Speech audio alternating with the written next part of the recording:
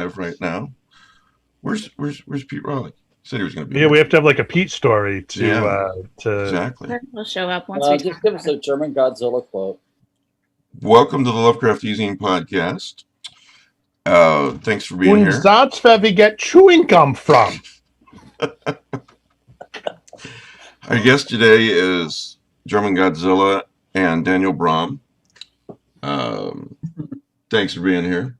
I had a few YouTube problems today. So if you guys can see us live, please send me a message in the side chat there.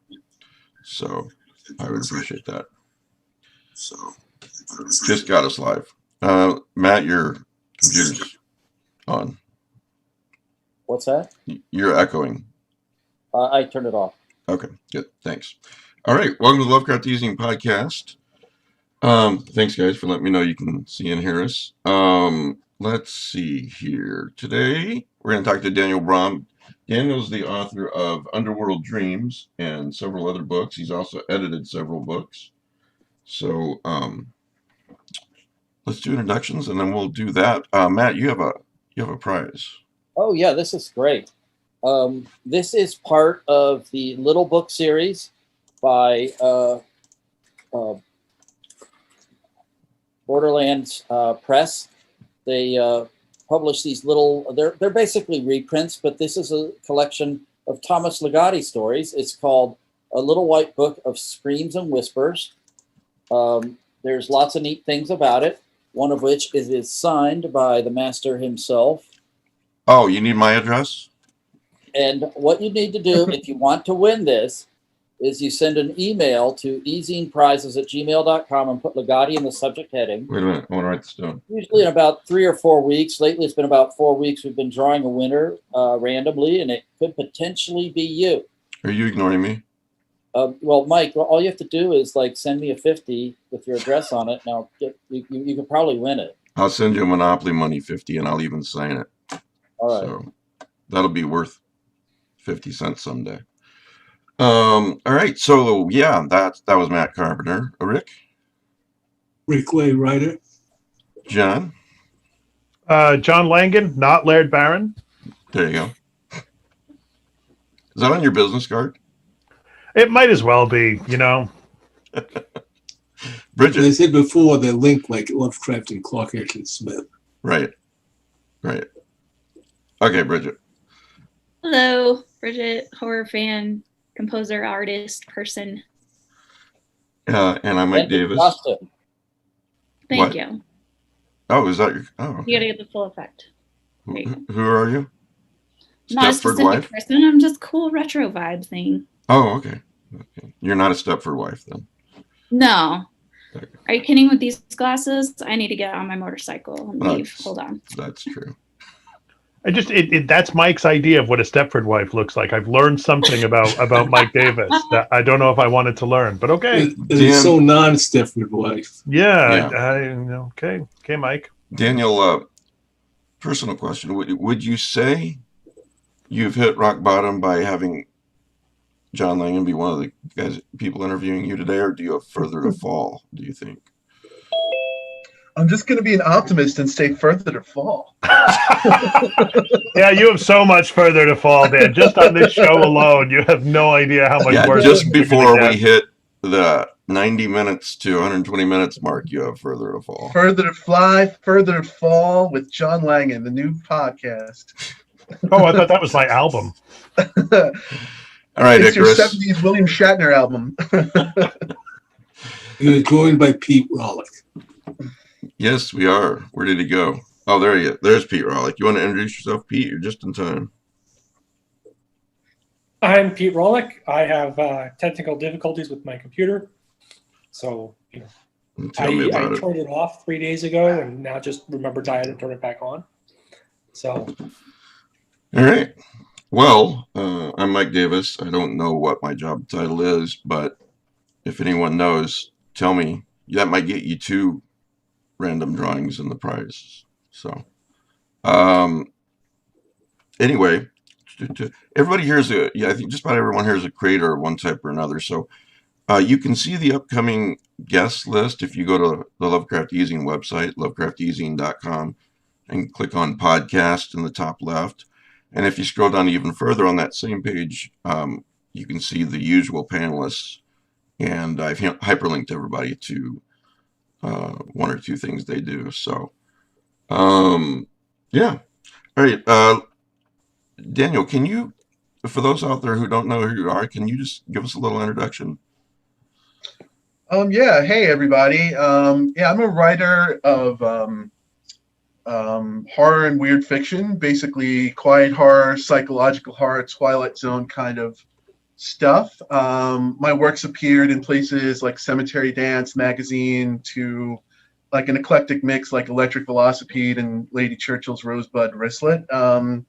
And my recent weird fiction books have been The Night Marchers and Other Strange Tales, The Wish Mechanics, the latest is Underworld Dreams. And you may have seen I had a chapbook from Dim Shores a while back called Yeti Tiger Dragon. Got the Dim Shores handy. There's not too many copies of it. There's Yeti Tiger Dragon. And I edited a book for Lede Press called Spirits Unwrapped. Yeah, very nice cover right here, Spirits Unwrapped. Yeah, I'm also a host. I host an interview series called Nighttime Logic in New York. So that's my writing creator stuff. There you go. You know, in all kidding aside, I had some tech problems today too, and it put me a little bit behind. And so what we're going to do is make John do the interview. So, no, I'm kidding. But you did mention before we started the show, John, that you and Laird were talking the other day, and Daniel Braum's name came up, and I thought it'd be interesting to chat about that for a second on the show.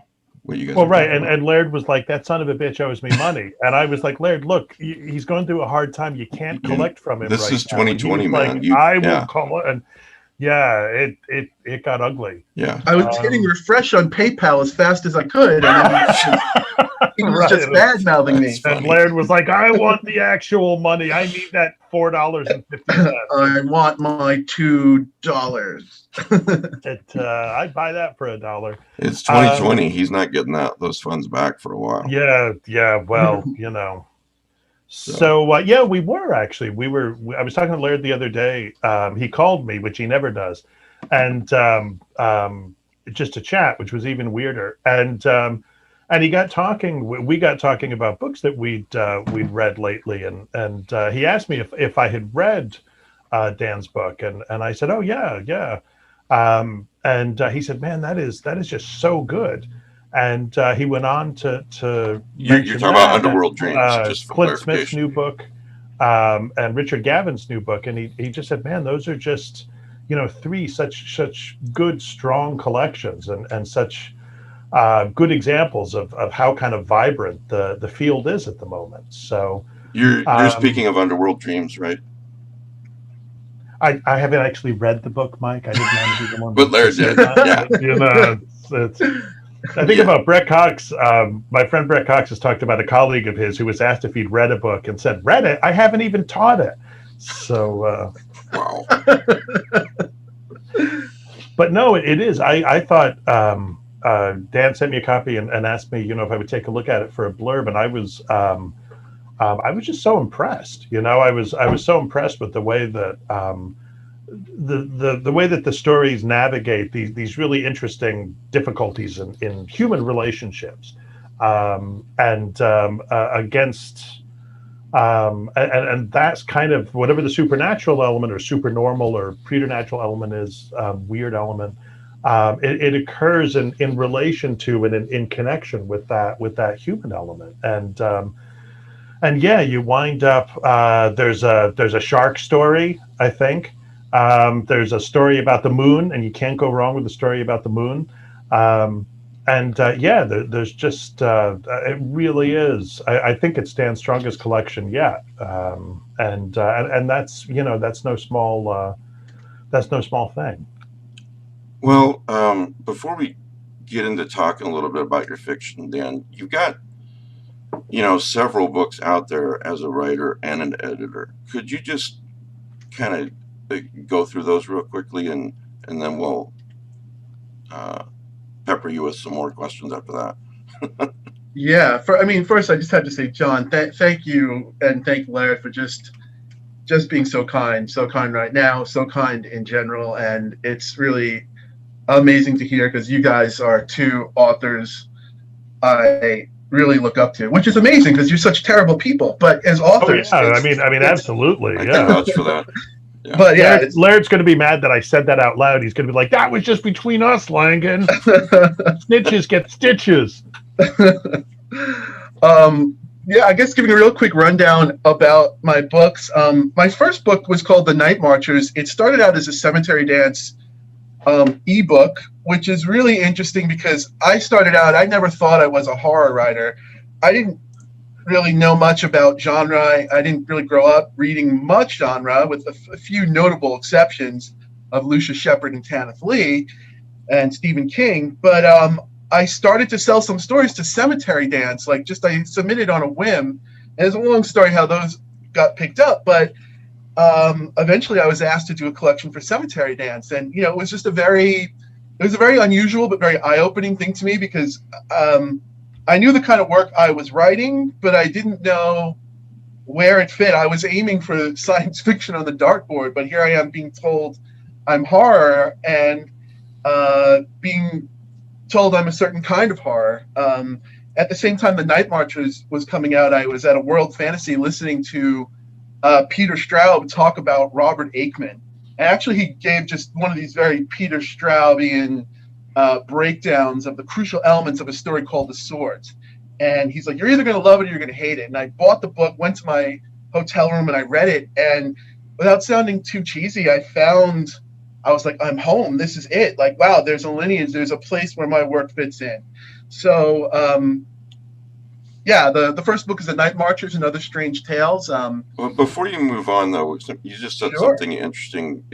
You were aiming for science fiction on the dartboard, and you were told horror and a certain type of horror. What'd they say, and how'd you feel about it?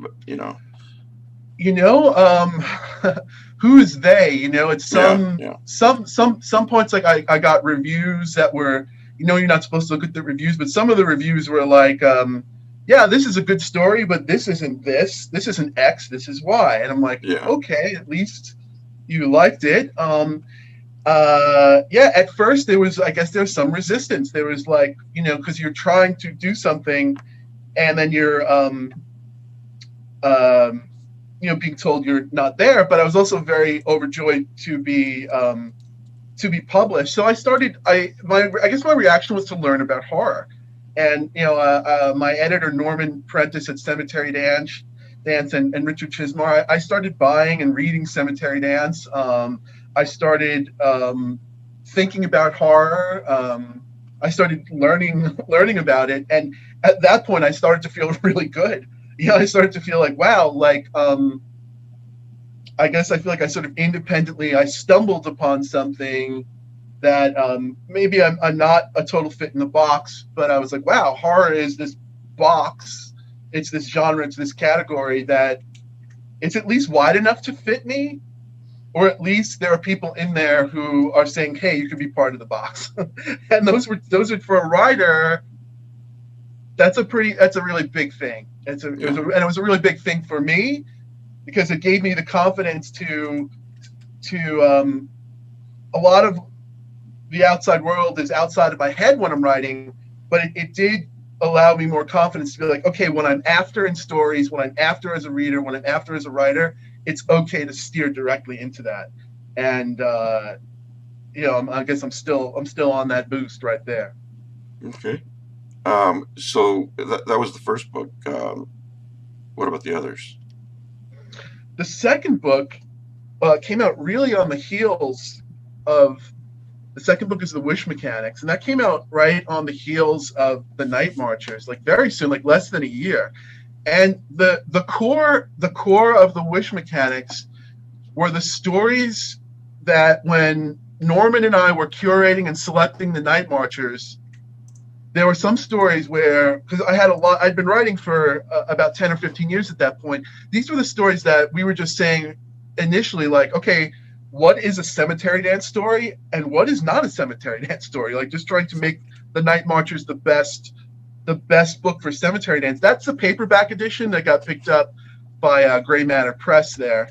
Yeah. So the wish mechanic stories are might be of more interest to this show, and that they're more cosmic. They're the stories that are more science fiction edge to them. There's more space, more alternate realities, more of that kind of thing to it. So well, that's good. That's good to know, Daniel, and I'm glad you said that. But yeah, we're interested in all kinds of horror, sci-fi things here. But yeah, that's good to know for those who want to. Where do I start with Daniel Braum?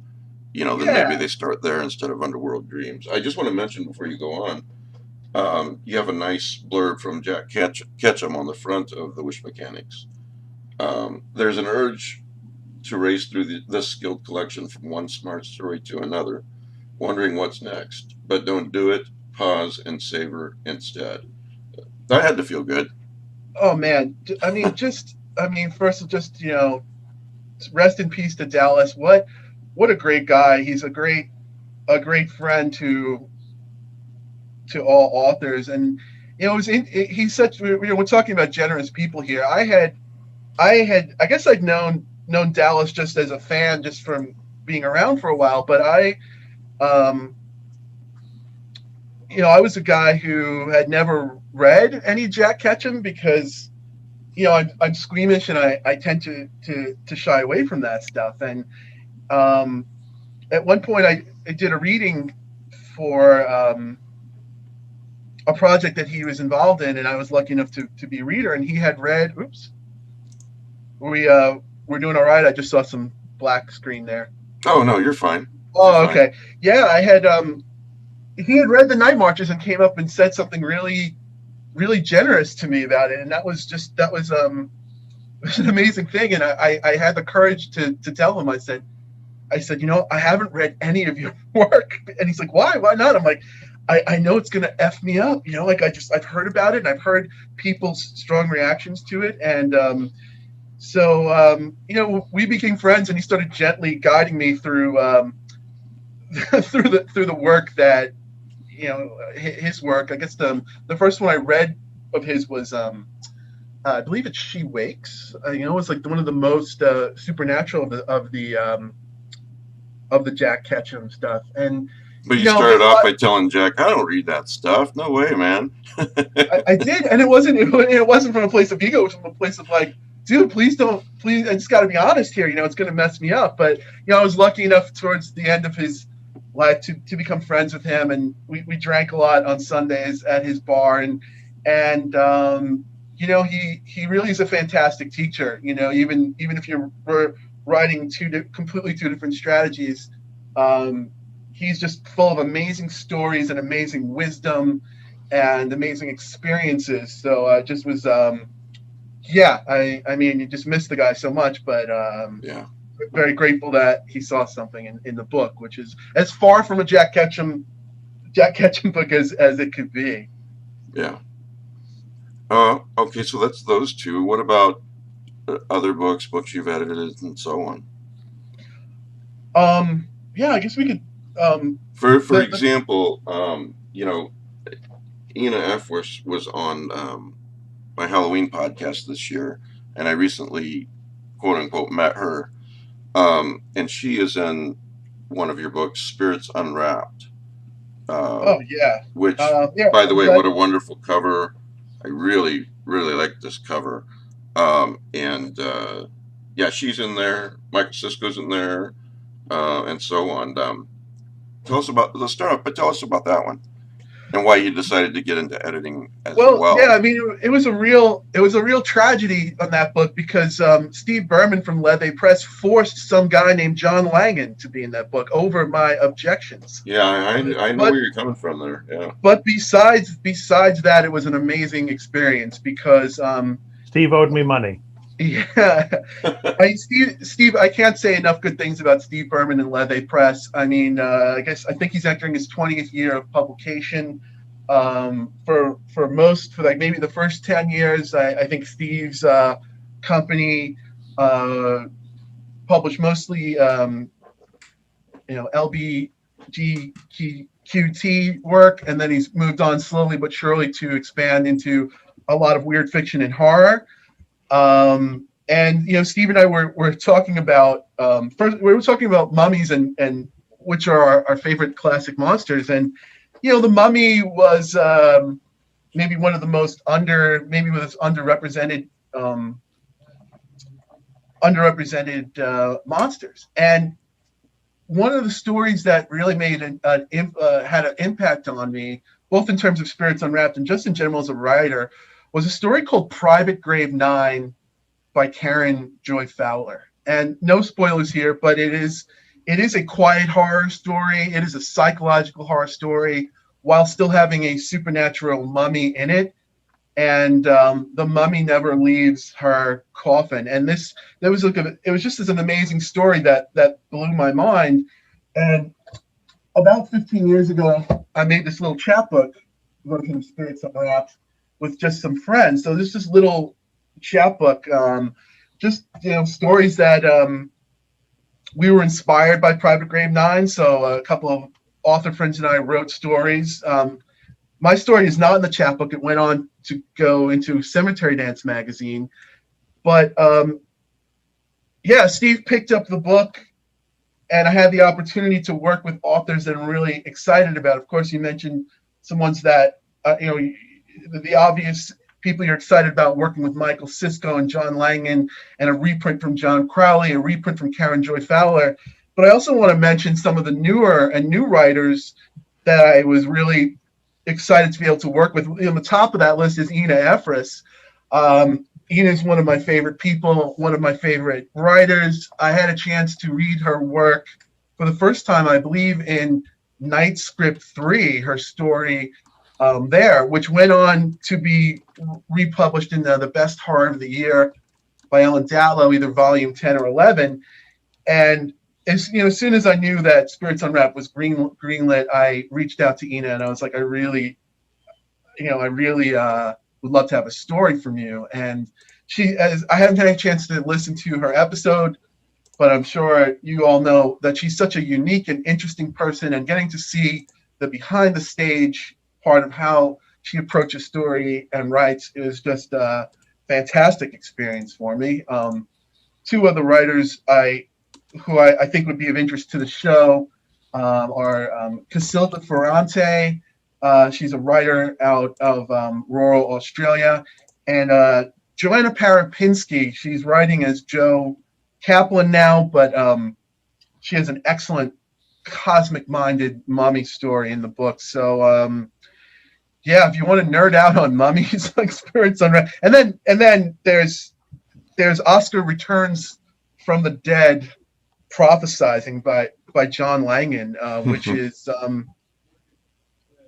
which is a really great story, and it's just a really interesting story, even by the high John Langan standards. Like John, we talked, I think we were talking, I finally had a chance to catch up with you at Necronomicon, and I asked you, I'm just like, how did you approach, without giving too many spoilers about saying what it's about, but there is a pet bearded dragon in the story. Do you want to talk about that a little bit?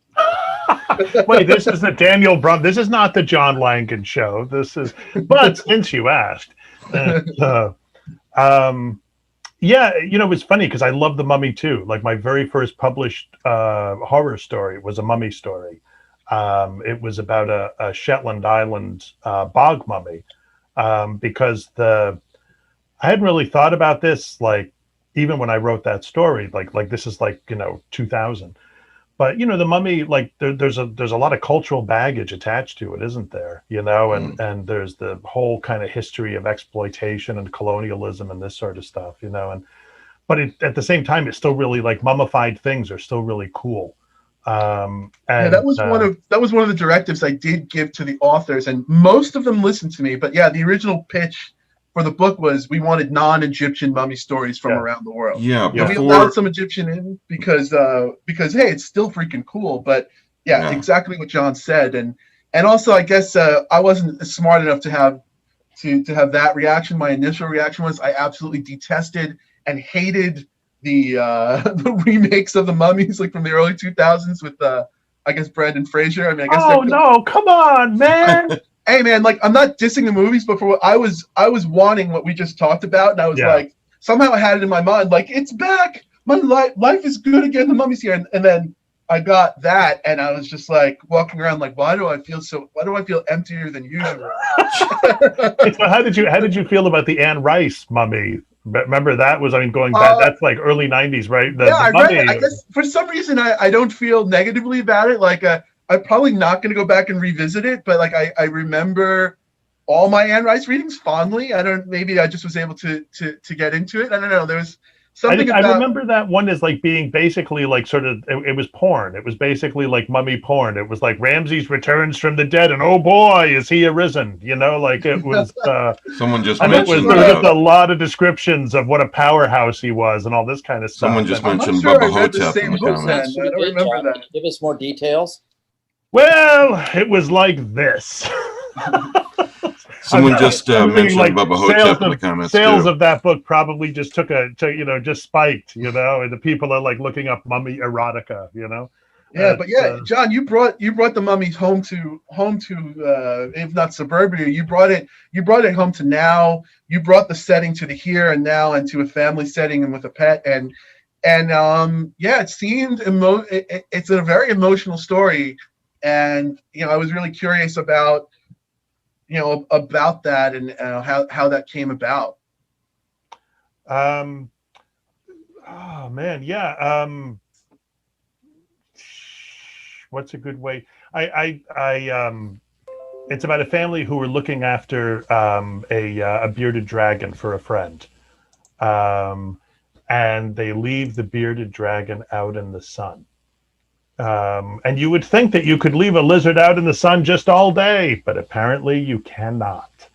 And it sort of picks up from there, and just a lot of weird things happen after that. And part of me just liked the idea of something that was just really strange, like you've mentioned Aikman, and I've been reading myself a lot more Aikman in the last like 10 or 15 years. And I love the idea that in Aikman and some other writer, some of Straub's stuff and Ramsey Campbell's stuff, just weird stuff happens. And so I wanted to write like a little weird story in that regard. At one point I actually had this idea for an explanation for what was going on, like a sort of supernatural explanation for what was going on. But I just decided to chuck that and just go with there's this little lizard comes back from the dead and he's all kind of mummified because he's all dried out from having been out in the sun and that sort of stuff. But he has certain weird and really awful kinds of powers. And I just, I don't know. I just thought that was just, it was so, like, it just struck me as so weird that I thought, oh, all right, I guess that's why it's so affecting in that. And I guess that's when I think about it now, it goes back to sort of what Straub says about Aikman in that the support of the story, the core of the story, the heart of the story is not weird at all. It's completely believable and completely grounded. It's a family story about something I guess most families would know about. Yeah, pet gone wrong. And then hearing you say that you decided to chuck the explanation, which maybe a lot of horror writers won't, but some guys like Aikman do. Yeah, that's why you're able to have this story that it's incredibly strange and incredibly weird, but also not. I mean, it's incredibly intimate and familiar. So yeah, I mean, well, I really do love that story. For those who are interested in this, and then I have a question about it. Let me just read from the back. First of all, Publishers Weekly says fans of campy and creepy mummy stories will find plenty to like here. And then the synopsis is, within these pages, the authors have thrown off the crusty, dank, and old trappings to bring us stories from around the world that transcend what we might think of the typical, quote, mummy story. Only one of these tales is set in Egypt. These rapt spirits are not back from the dead to find lost loves or exact revenge, and neither are they merely shambling, slow-moving physical threats. Prepare to be frightened by what Braum has unwrapped. And did I understand correctly, Daniel, that the first short story in this anthology, The Unwrapping Party, this is a reprint that actually inspired this anthology? Yeah, the first story in the book, The Unwrapping Party, is by Joanna Perepinski. It's a real cosmic story, but the one that inspired it is called Private Grave 9. Oh, okay. All right. Yeah, by Karen Joy Fowler. Yeah, it inspired the chapbook, and then I was lucky enough, with help from Lev, to actually get the reprint. Oh, I see. That's in here too. That's the third story in here. It's a fantastic. All right. It's just such a great story to check out. Okay. Yeah, and like we said, Ina Efris is a up and coming writer, and she's got a story in there too. Yeah, she read a story of hers in our Halloween podcast a week or so back, and she's a good writer and a good reader too. So yeah, fantastic. Bridget, do you have a question for a unique question for Daniel by any chance? Oh yes, the question that we have. Hey Bridget, nice to meet you. How are you? Nice to meet you too. So yes, I have to. We always have to ask, what is your artist superhero origin story? Don't you like? I love that question. We're asking everybody that from now on. What's our artist like for me? My origin story? What's your superhero origin story? Oh well, it's funny you should ask that, because I often think about it before I speak publicly. Some of my useless X-Men superhero powers is the power to mispronounce. I can mispronounce anything and everything, and will do so. So Lord only knows where where that came from. From, I think I was dipped in a vat of liquid mispronunciation liquid, and came out sworn to fight Batman. Oh, something like that. Much like the Joker. Bridget, you asked somebody that question a few weeks back, and I was like, oh, that's so great. We got to ask everybody that from now on. It's so imaginative, the answers. I love it. So I guess there must be some comfort to writing things and not having to pronounce them. Yeah, I didn't think about that. Maybe, that's after that last mispronunciation, he swore to become a writer, never to pronounce anything again. He said bitterly. That's great. He swore on the graves of his parents. I think you should never make fun of somebody who mispronounces a word or something, because it means that they read a lot. They read far more than they talk, So maybe that's what happened. Yeah, I did read a lot, So for many years, I used the word "alry" when things went wrong. Well, that's my God, really? Alry. I'm going to take back the making fun of thing right now. It was not until I saw a very obscure Bugs Bunny Daffy Duck cartoon that I heard the word awry. And then it all made sense. I felt like a moron. Bridget, any more questions? It's good though that you made the connection. Yeah. Oh my goodness. I did actually. So the first story in your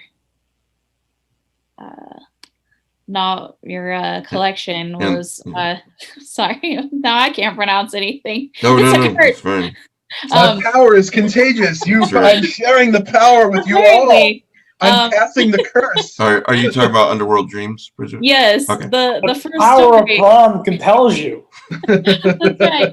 The first story of how to stay afloat when drowning. That just seems like the theme of 2020. I was wondering if you could talk about that. Oh, good point. Yeah. Well, you know what? I think I'm not going to talk about 2020, right? But that's a story that John mentioned is possibly about sharks. For Underworld Dreams, the collection, all of the stories in there, in general, before I talk about it specifically, were stories that I wanted to have stories that could be read two ways. Like in that Aikman way, when you read an Aikman story, you can be like, did something supernatural happen? Or was this a robot? Was this a joke? There's so many. Yeah, I love that. And yeah, I love that about fiction before Aikman. I love it. That's why I love Aikman, and it gave me the confidence to really steer into that in my own work. So most of the stories in Underworld Dreams have that going on. I was working on so one of the stories I was working on, I was asked to write a story for a British anthology called, and here's my power manifesting right now. The book was called, I believe it was called Pareidolia. It's the phenomenon of looking at something and the human mind making a face or making a pattern when there is not one. Oh yeah. So I was invited to work by James Everington and Dan Howarth for Black Shuck Books to write a Pareidolia story. And I didn't know if I was going to hit the bill. The very first genesis of that was, a man looking at a face of a woman and not sure if he's seeing a shark face overimposed to that or not. And that was just the first part of the story. And I wanted to just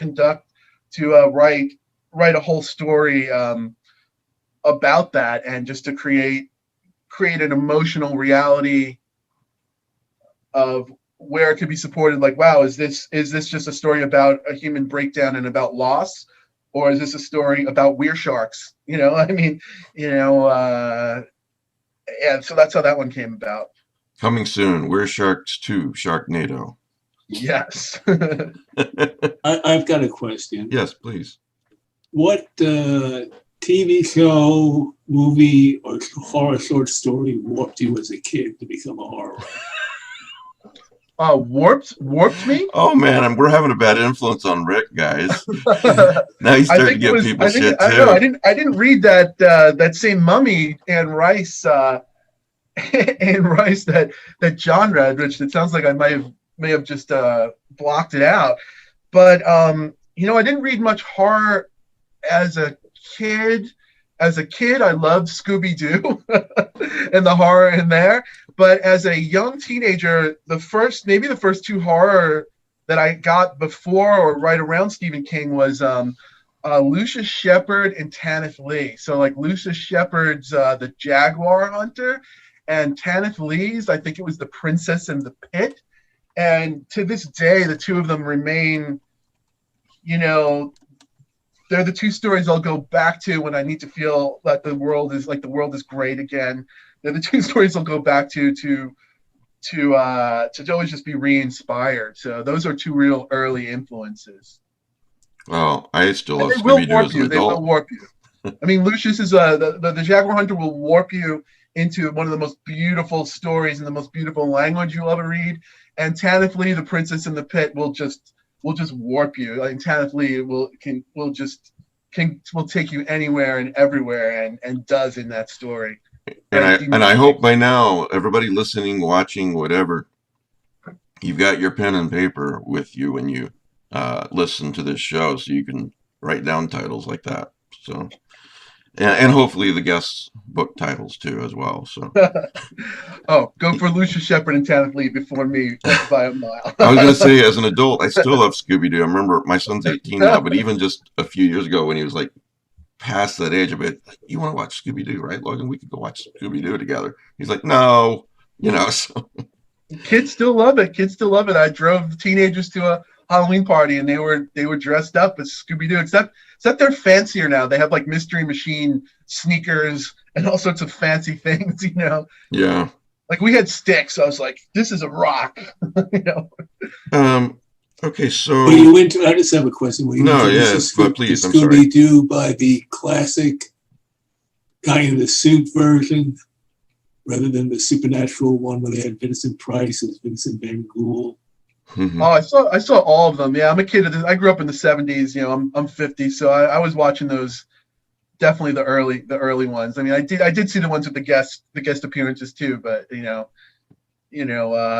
maybe the Scooby-Doo is the early reason why I have a love for. Is it supernatural? Is it natural? I guess Scooby-Doo always wound up being natural, but there was in the middle of Scooby-Doo, you're always like, what's going on? How many books have you edited so far?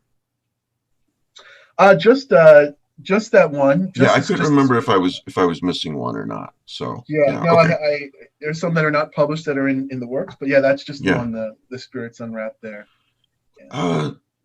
You talked about in the beginning about, shooting for science fiction on the dartboard and then someone saying, "Oh, you write this," and everything, and that's fine as long as people are enjoying the stories, right?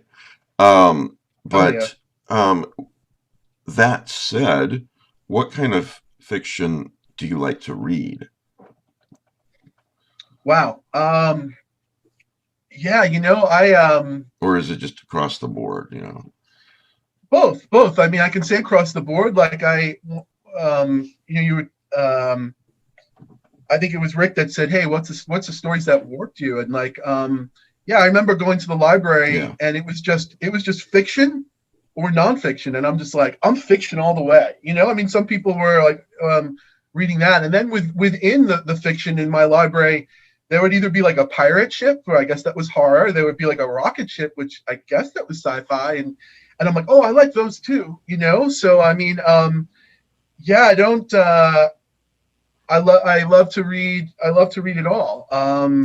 You had mentioned something like that in a previous interview, and I was hoping you'd say it again because I love that answer so much. It is useful sometimes, especially from a marketing point of view, to label fiction. But at the same time, I also love that, you said there was fiction and there was nonfiction. If you go to a Barnes and Noble today, there's Stephen King's in the, general fiction section. Yeah, I mean, look, I'll go down. I'm a writer, and I have an interest in marketing because I have to, and I'll go down that rabbit hole of. Sure. I think it's fantastically fun and nerdy and interesting to categorize, and I also go down that rabbit hole as I've learned more about it. It's become more tools in my tool bag as a writer to understand different genres, which is something when I started off, I really did not know anything about genre or convention, and now at this point, I know some more about it. So I'm not one of those people that say, there are different writers have different approaches. One of my favorite authors, Kelly Link, I had the opportunity to hear her speak at a reading, and she was talking about her writing process, and she would say, so I think she was talking about her story. I believe it was The Surfer, which is a science fiction. It's a first contact story. And when she was asked, well, how do you write The Surfer? She was like, I read every first contact story there was, even the ones I didn't read. She made an exhaustive list. She's like, I wanted to know everything there is. And then she said, I wanted to write in the hole.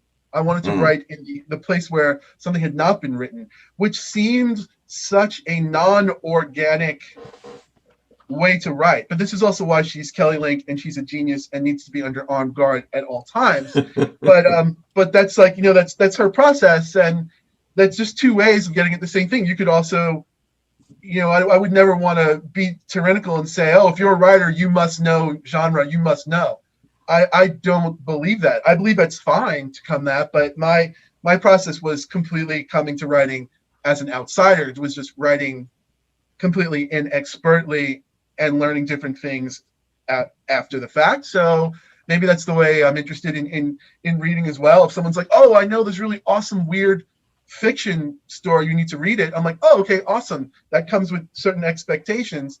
But if someone's just like, oh, hey, there's this cool Karen Joy Fowler story, or there's a cool Karen Russell story, I don't care what it is, and maybe I don't even believe you or believe it anymore. I'm like, oh, yeah, you told me it was horror, but that didn't scare me, or that I didn't feel a sense of doom from that. I felt a sense of wonder from that. I don't know. Maybe also to narrow down a bit more, what answer either of these questions or both or whatever. But what are some books that, growing up, they had an impact on you? And then as an adult, what are a couple of your favorite stories / collections or novels, that sort of thing? Yeah, I mentioned the collection, The Jaguar Hunter by Lucia Shepard. I mentioned, I guess the title is Dreams of Dark and Light, was the Arkham House Tanith Lee book. Those were, and then I had read Night Shift and Skeleton Crew. right. So those just made me interested in being a reader. You know, Yeah. these books all took me someplace that made me want to read about life.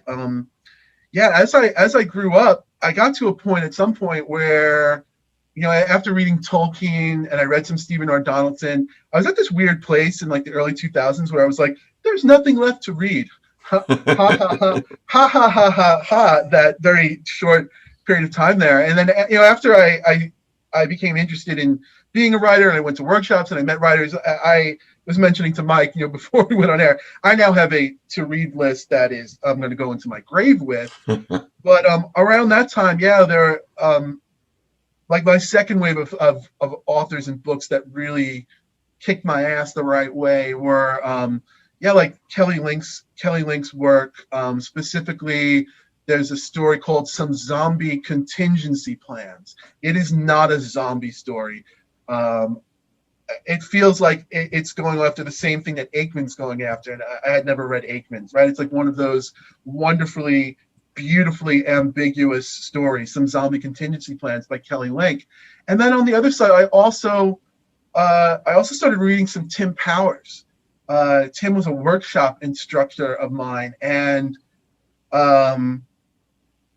it was an amazing experience to me. I'm a skeptic. If someone tells me you got to listen to someone, I'm like, oh, I'm not going to listen. But, you know, I sat through a lot of instruction from Tim Powers, and then I went and started reading his catalog, and it just blew my mind, both as a reader and as a writer. Are you grabbing a Tim Powers off the shelf? I've got long-time listeners know this, but I've got a couple of shelves here that are filled with nothing but time travel books. And oh, okay. So you're thinking the Anubis. You're probably thinking the Anubis Gates. That's exactly it. I was trying to remember the title. You know, that's like one of the wonderful things about Tim Powers is, yeah, he yeah, there's so much I could say about him. And then the final author, not the final, but like the next wave came was when I heard Peter Straub, you know, talking about Robert Aikman, and you know, it was right around there when I realized what a strange tale was. That weird fiction isn't just someone, oh, that's weird fiction. Like, oh, there's weird fiction. Mm-hmm. You know, like that's when I started to become a student. It's probably more than 5. I always say 5 years, but I think it was 5 years 5 years ago when I started publishing.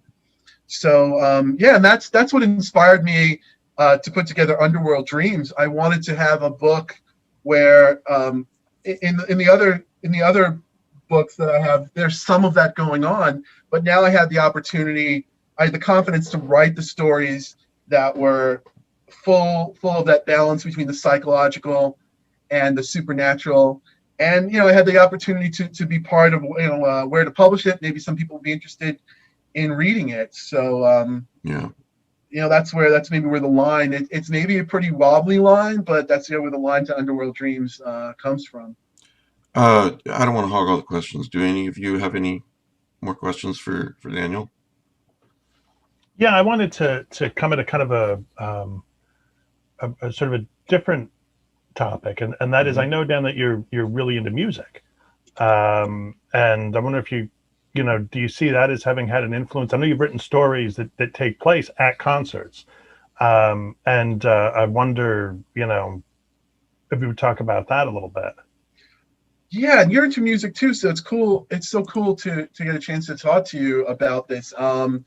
Yeah, I'm a musician. I've always been a musician from an early age. I don't talk about it on social media, but I've you know, recorded and been involved in music my whole life, and always will be. And as much as I feel like I want to keep that away from my writing, and in my mind I say yes, I don't mix the two at all.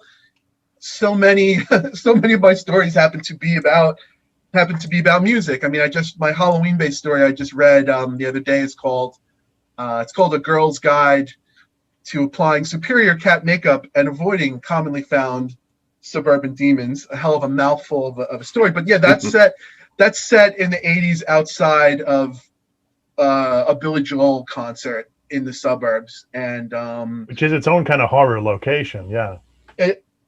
Total horror location. I mean, the story was about was about a rape that I witnessed as a young kid and at a concert, right? So like, Yikes.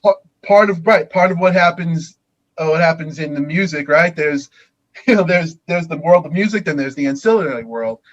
Diving more into music, in the first collection, there's a story called Music of the Spheres, which is about he's not named as Sun Ra, but one of the things, I'm a big fan of Sun Ra, and one of the things that blows your mind about Sun Ra is at the time of his death, he was supposedly working on a song that, if played correctly, was supposed to destroy the universe. And it was supposed to destroy the universe not as this weapon of destruction, but to bring about like the new age. And supposedly this song was right. So that's like the supernatural music, Prince, I'm not sure if Prince was talking about it, but there's a Prince song, I think it's called Joy and Repetition, but the line in the Prince song is, the song was a year long and had been playing for months when he stumbled into the room. And I'm like, I'm stealing that as the first line of a story. I'm writing a story about that.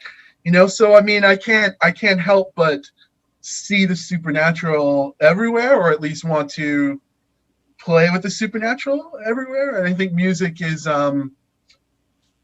so enjoyable to do that. And it's just, I love stories about, like, Lucius Shepard was into music, and he always he has a novella, Stars Seen Through Stone. Have you read that one, John? Yeah, I have. It's such a great, I mean, Lucius Shepard does music and so good. Are you writing any music stories? I know your son, your son has been working in bands now for, I see from social media. Oh yeah, my little prodigy. Yeah. I mean, he started playing when he was 14. He went to he still is in a local like school of rock kind of thing, and he goes, his day school is a kind of a hippie school, so you can sort of do what you want to do. And so that's awesome. He just plays the guitar all the time, and so he's doing the way that the school works is that the kids train to do concerts at the end of each like semester, I guess you would say. And so he's played The Who, and he's played Pink Floyd, and he's played Black Sabbath, and now he's doing a Tina Turner show, and he's doing a punk rock show. And for me, I mean, selfishly, it's really expanded my musical tastes. All the bands that like, not to digress too much, I went to my parents were very Catholic. I went to Catholic school during the 80s, the 70s and 80s, during the Satanic Panic, all this kind of stuff. The 1880s? And, damn it, Davis. That was the first Satanic Panic. And the Great Satanic Panic of 18-aught. And so, we would have like the deacons would come in, would tell us, you better not be listening to Black Sabbath backward masking Unmasked, right? Right. We were not supposed to be listening to Journey, Love and Touch and Squeeze. Oh my God. That song is about people. And so I really, I don't know, I kind of took that seriously when I was a kid. And then, my kid is into like AC/DC and Black Sabbath, and all of a sudden I'm discovering all this music, and I'm like, this is amazing. I love all this stuff. I thought for sure that you were putting that on him, but it's such a fantastic reversal of expectation that he's bringing your generation of music to you. That's so. And so things like Pink Floyd that that I just kind of missed out on, and then I'm listening to it sort of through him, and I'm like, oh my God, this is so powerfully affecting, and also I read a thing. I'm 51, and I read a thing within the last couple of years that said, old people over the age of like 40 stop listening to new music, and that's one of the ways you get old. And I was like, not me, man. So we do. Like, what do you got in terms of new music? And he's like, well, I've got an Australian band called the Psychedelic Porn Crumpets, and I'm like, put it on, let's listen to that trumpet. Hit me, yeah, they're actually really good. And I think that's a great, Wizard, Amel and the Sniffers, it's mostly, for some reason, it's mostly Australian stuff that he's listening to, but it's really good stuff. But so I'm going to kick it back to you though. So how would you describe like the music that you play / your musical tastes? Like, what instruments do you play? Do you? Well, my Feel comfortable discussing this? Are we? yeah, I will. I will. It's kind of personal. Bridget should be asking these questions because she's a musician. My first instrument was the piano. Well, my first instrument was the accordion because I had like a muscular problem. It wasn't quite muscular dystrophy, but I was that kid that couldn't catch, and I was always ostracized. And like I guess part of the prescription for that was like, you need to learn how to play the piano. That was the medicine, and we didn't have a piano, but my mom had an old accordion, and she was like, "Here, this will make you popular."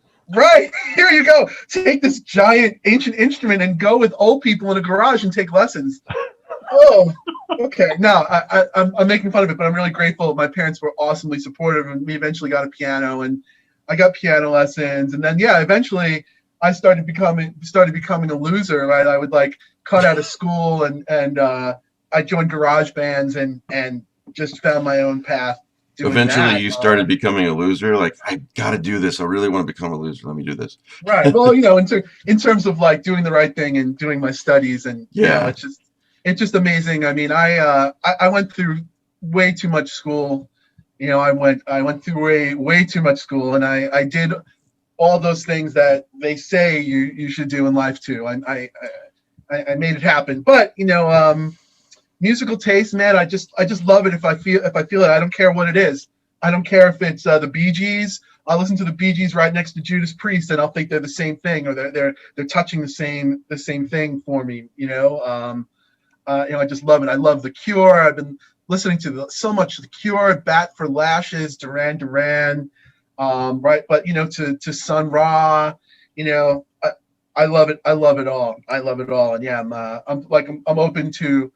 I actively seek out those surprises because a lot of stuff that just doesn't hit me, but what an amazing thing it is when you find something new. And that's like the beauty of living in New York is you can, in pre-COVID times, you could really connect with your favorite bands or just connect and do that. Well, I want to ask, this makes me think of a recent movie I watched called Nocturne. Bridget, you liked it too. You told me. Yeah, it was interesting. Different kind of music, obviously, but John and Daniel, have you seen this yet? It's on my list to see. Is that one of the Blumhouse ones that they just put out? Is. Yeah, it's on my list to check out. Yeah, it's really good. I mean, no spoilers, but Bridget, what do you think? So trying to say it spoiler free. Yeah, it is a really interesting movie. It was so sad. It was not what you'd think of when you're wanting to watch a horror movie that gives you thrills and chills. It's definitely not like that at all. But it was really interesting when you're talking about how music communicates, which is what you guys have really been talking about. With her finding a notebook that basically. She's out of music school, so the notebook isn't really about music, but it affects her in a way. And trying to say this without spoilers. I mean, they do talk about the Devil's Song in there, but it's not really about that either. It's a bit of a slow burn. It's hard to talk without spoilers. Yeah, that's awesome. When I was speaking of the Catholic thing, my first job was at a Walden Books back when those used to be a thing. And one of the girls that I worked with, the young women that I worked with, her family they weren't really Catholic, but they had Catholic relatives, but they knew a lot of like Catholic, I guess today we would say Catholic lore. And I remember her asking me, "Do you know about the 9th Gregorian chant?" And I was like, honestly, I didn't know about the 1st Gregorian chant, but okay. And she was like, "Oh, that's the chant that's supposed to sound like the devil's chant," and all this kind of stuff. And I've always meant to like look that up or see if there was like where that comes from. But then there's also part of me that's like, no, man, that's a story. That's like there's a good story in the 9th Gregorian, Yeah. I think a lot of it comes from Pythagoras, honestly. I'm going to get super nerdy for a second. I apologize. But I mean, he was really the pioneer of thinking that certain scales could create certain moods. And he thought if you played certain notes in a certain way, you could heal someone, but he also believed that if you played certain notes in a certain way, it would have the opposite effect, and that you should avoid listening to certain things. And that, I think, really started with him. We're talking, ancient Greece. So that is so cool. You know who Robert Greenberg is? The musicologist. He does lectures for the teaching company, and he has his own website. He does lectures on this kind of stuff. And on his history of Western music, he started with Pythagoras and how they do the overtones. When you take a string and then you cut it in half and in a third, and the tonal progression from that, which is so cool because it's a tonal progression from also sprach Zarathustra at the beginning. He totally exploited that in writing it. Yeah, absolutely, and which is why it sounds so primal. I think the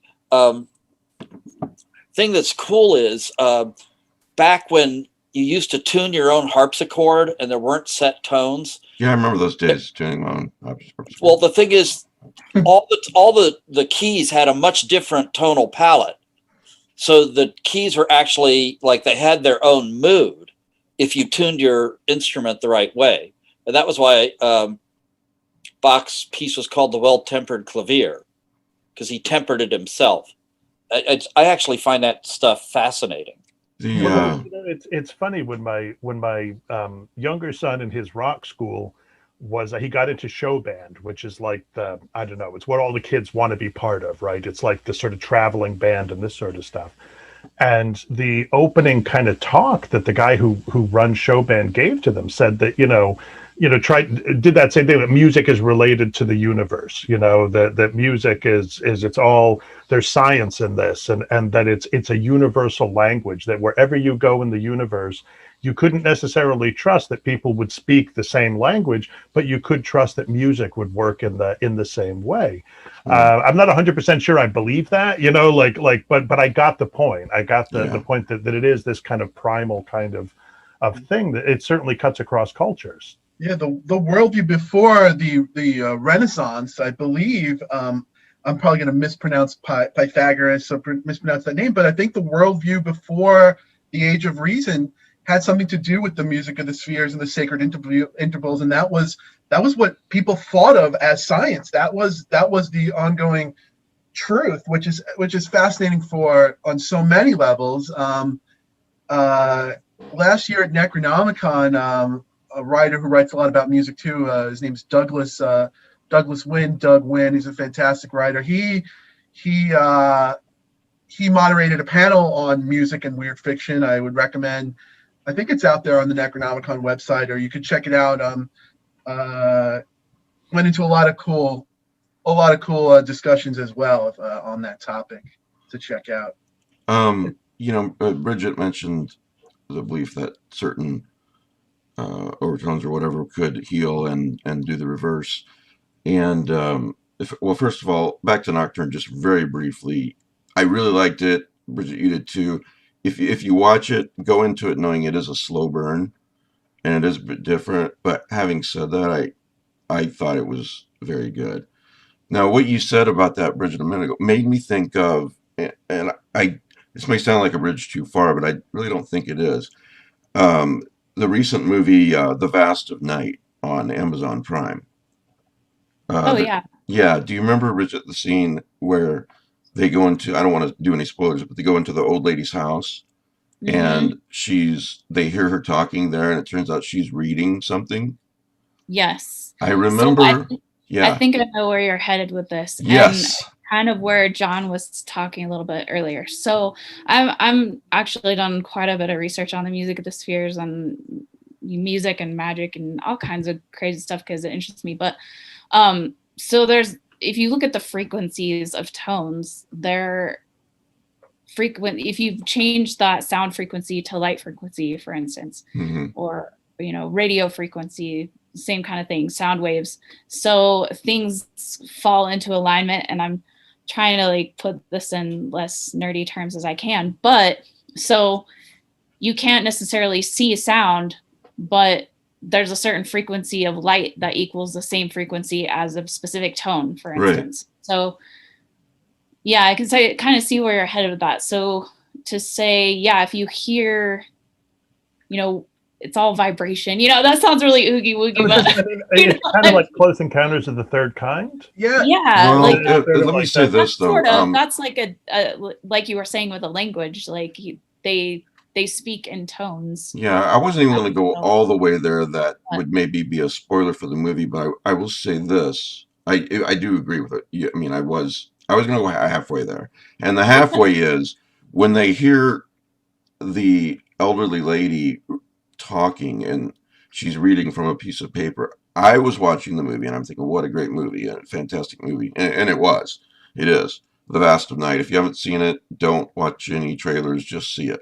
But so I'm watching the movie by myself, and I hear this, this old lady saying these words, and I'm thinking, what language is that? And I literally thought to myself, this is so freaky. This is it gives me such this weird, horrific vibe. And the way that she explains it to them, you can see why. But I thought about the people who wrote this movie, Bridget and Daniel and John, that how many different things did they play with, to come up with this effect. It's really, even if that one thing was done right in the film, and it isn't, but that was just done so right. It had the exact effect. It wasn't the character saying, in the characters, one of the first things he says is, what were you saying? I found that very disturbing. I was like, fuck, so did I. And it was not just them saying they found it disturbing and you're supposed to, suspend belief. I found it disturbing. So, and she was just reading it in this flat monotone, so it's I think it's a really amazing achievement. I haven't seen a lot of people talk about that part of the movie online. It worries me that actually I didn't find it disturbing. Yeah, that worries me. Now I'm like, oh my God, what's wrong with me? Yeah, well, I found it creepy, but I also was kind of getting at where, again, trying to be spoiler free, but when they're in the car, yes, and they hear the language, they react to it, and so that's kind of where I was going with that. Yeah, because of how it sounds, because of what they're saying, and it affects them and it changes their personality. Yeah, and well, that's the suspension of belief part, but the part where you don't have to suspend belief is the part that I found it disturbing. Now, why John did not, this is only a 2-hour show. So, there's only... Granted, the next thing I knew, I was like 5 miles down the road looking at the sky, and there was all the blood. But that's a story for another episode. I want to get on some other topics, but I want to remind everyone that, and I got one last question for you, Daniel. As far as I'm concerned anyway, the new collection by Daniel Braum, Braum, in case you're just listening, not watching, and it's called Underworld Dreams. So Daniel Braum, Underworld Dreams. And if you want to, and which one was, if people want to start somewhere else, Daniel, which one did you say was more the cosmic horror type stories? That was the wish mechanics. Right. There we go. That's maybe more more sci-fi tinged. I mean, there's a bit of cosmic horror. The title story of Underworld Dreams, I just come at the cosmic a bit differently. And one book that doesn't exist physically yet, my first novel or novella length, it's the book called The Serpent's Shadow. And that might be the most cosmic horror of all of them. Like, that might even be something I would say is cosmic horror. It's well, of course, we and our listeners, we're not just interested in cosmic horror too, but I did want to ask the question. Fans of cosmic horror are also fans of horror, right? So, I get tripped up on like it's right. It's how we're talking about categories. Right on the one end, I'm like, it's just fiction and nonfiction, and then I'm always surprised, right, how fans of horror love it all. Like, when I used to go to like Comic-Cons and we'd have tables, and some people would be like, "Oh, right, give me this quiet horror and give me this body horror." And I'm like, "Wow, okay, they just it's just a different a whole spectrum, and for different moods of it." And sometimes so Gwendolyn Keist. Am I saying her last name right? I've Yeah, had her on the Keist, show that twice, makes and I sense. keep forgetting. Sorry. I think it's Keist. Yeah. Yeah, Yeah. Gwendolyn Keist. She interviewed you by email, I think, or whatever, in the not too distant past. And if I have the right interview, and I don't remember the question, but you responded, I copied this because I'm so interested in doppelganger stories. You said, I believe the supernatural or possibility of the supernatural is a potent way to explore the human condition in fiction. In the weird fiction genre, the element of doubles, twins, doppelgangers, and or submerged selves are often presented. It is an element I am very interested in. So that's my last question for you. Could you? It sounds like you have an interest in doppelganger tales and Yeah. Oh, I'm themes. really glad you brought that up because I think you guys were talking about that with Jeff Ford. It was the episode I was tuning Yeah, into and most Paul. recently. Yeah. Yeah. That's John, we were talking about music and how, okay, I didn't think music was going to be in my stories, but it seeped in. In Underworld Dreams, there are two things that are on my mind. There's doppelgangers and there's surfing. And I didn't think I was writing about either, but I think in almost every story in Underworld Dreams, there is either something to do with surfing or something to do with doppelgangers or both. Like there's something to do with a double or a doppelganger in every story in Underworld Dreams, or in every approaching it from all different angles. I mean, the story that's original, no spoilers, but in the story that's original to the book is called Between Our Earth and Their Moon. And it's a story full of magic and under sort of a secret underground of magic. But our main character is presented with the choice when he realizes that there are other worlds out there, and there is another him out there, and this is a man full of so much loss. He's presented with the moral choice, like, what would you do if you could take your own life? What would you do if you could steal your life from a life that didn't go wrong, of yourself? But so that was just one way we approached the doppelganger. I approached the doppelganger too in other stories of just more maybe a more traditional, like thinking like, wow, has this person been replaced? Or it's something. Yeah. So even in the stories that I didn't think were going to be doppelganger stories, there's doubles, alternate selves, all that stuff going on. And that's there's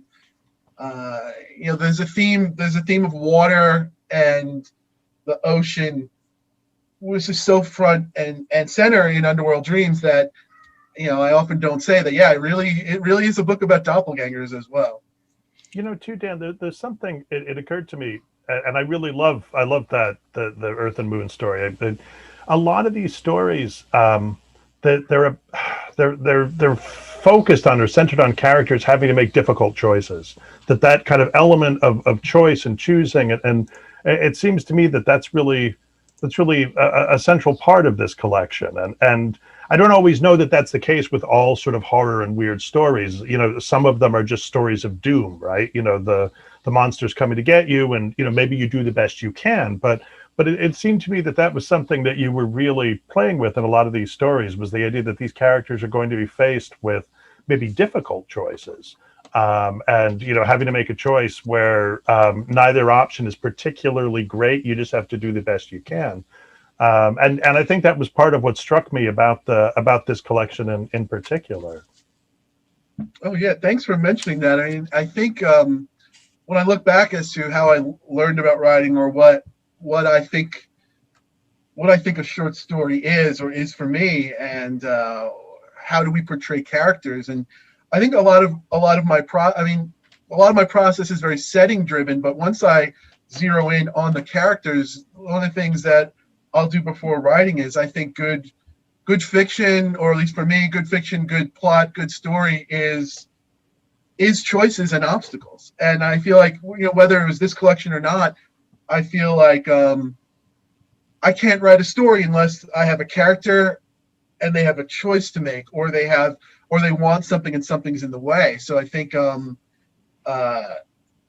that's something general about my fiction. And then in Underworld Dreams, I focused more, even like in the title story, Underworld Dreams, I tried to explore, there's no spoilers here, but I wanted to structurally embody something. I'm not sure if it works, but how can we show in a piece of fiction diverging choices, a correct choice or not a correct choice, or the ramifications in different realities of different moral choices of things that may or may not seem insignificant. Like in Underworld Dreams, a character, it seems like it's a MacGuffin, but one character asks another, like, hey, what if you were on a desert island? And what if you could get away with cheating on your fiance? Why won't you do it? Would you do it? And it seems like just such a thing that kind of drunken kids say to each other, but it becomes the centerpiece of the story of the diverging worlds. Well, again, everybody, it's Underworld Dreams by Daniel Braum, Braum, and we've got a few more things to talk about, Daniel. But I hope you'll stick around and nerd out with us for a few minutes. I'd love to. Thank you so much. Thanks for being on the show. Thank you. So, I guess my first Kelly Young's like, he texted me the other day. And he's like, so you really got to watch this movie called The Wolf of Snow Hollow. And I looked at the trailer. And I was like, yeah, it looks really good. And the remake of Little Red Riding Hood sounds great. And I watch it and I love it all the way up till the end. So, your mileage may vary, but Kelly disagreed with me. So we'll just leave it at that as to whether it was a good ending or not. Have any of you guys seen this yet? No, it's on my list. It was, I want to say it's the Robert Forster movie, right? Yes. It was like the last movie, I think, that he completed. Yeah. So that's my take on it. I wish it had ended differently, but it's definitely worth a watch. So I was gonna, if anyone else had seen it, any of you guys had seen it yet, I was gonna ask if you like the ending or not. But we'll move on. Let's see here. Graveyard. I want to plug a couple of books. Graveyard Smash. Let's see. Graveyard Smash. Women of Horror Anthology, Volume 2. It looks like it's only $2.99 on Kindle. I haven't had a chance to read it yet, but I wanted to plug it because it looks really good. And it's all women writers, and I don't know, that I bought it. It's on my TBR list, and it looks good, so just thought I'd make you guys aware of it. Let's see, what else? You guys, a couple of you were saying that you finished the Left Right podcast. This is before you came in, Pete. Yeah, I finished it. Did you like the ending, Matt, or no? You said something. I actually did not. I thought, I don't even want to talk about it. I don't want to spoil it. I'd rather we all had I don't want to talk about it. Listen to it, but it's like it makes me think that this would have been a really good Twilight Zone episode, and maybe not a 9-hour podcast. What do you think, Pete? So, I love I was forced to. I don't listen to podcasts. You were forced? I was forced to listen to the first two episodes. And then I just couldn't stop listening. And the ending takes it clearly into the realm of cosmic horror. Nothing wrong with that. No, nothing wrong with that. And yet it's at the same time satisfying because it creates a solution to some things that were in the story that didn't make sense, but then it leaves the road open for other things. And that's sort of unsatisfying. And but that can be done right in a good way and in a not so. Yeah, and the thing I had to remember was that the storyline that's wrapped up is the guy who's actually telling us the story.